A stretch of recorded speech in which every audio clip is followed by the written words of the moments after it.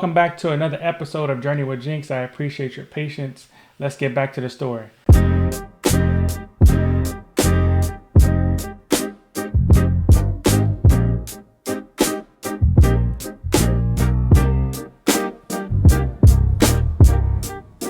So 3 things that I didn't expect when I got laid off was number one, the battle of betrayal. So after that day, that first week, after going to the second week, I started taking things personally.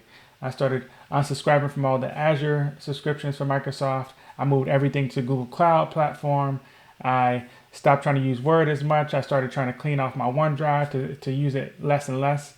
And just over time, just started to just feel like, how could y'all do this to me? That I put all this time in to make sure that your software was updated. This legacy app was taken to the modernized state. It was bugless. There was no bugs. I mean, it was trying to continue to help drive the company towards AI. And, I really became invested. So from this, I moved to kind of this number 2 part where I had more shame. So throughout that, trying to wonder if I could have done anything different throughout my time at Microsoft. Should I have hopped to another team that was in more of the AI development? Should I have tried to contribute more to the Copilot? Should I have networked more throughout these things?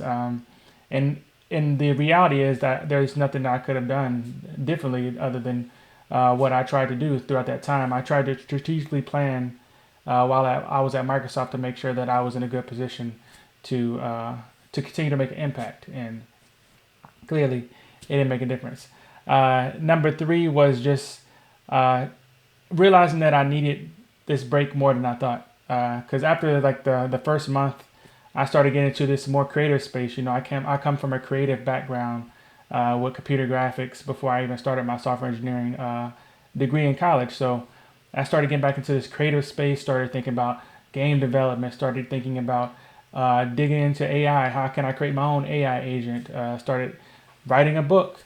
And it really just opened my mind up to now. Every day I'm waking up thinking about my solutions while I'm still interviewing, of course, while I'm still prepping, applying, and going to different things. But it just really freed up my brain to not constantly think about Microsoft's solutions or what problems I needed to solve or what features I needed to get done, what people I needed to mentor on a day-to-day basis. So over time, I was able to now just focus on my wife as she is we're preparing to have a kid. So I'm able to just pour in. My daughter is getting ready to turn 5. So preparing for her 5th birthday, just really able to focus and zone in there.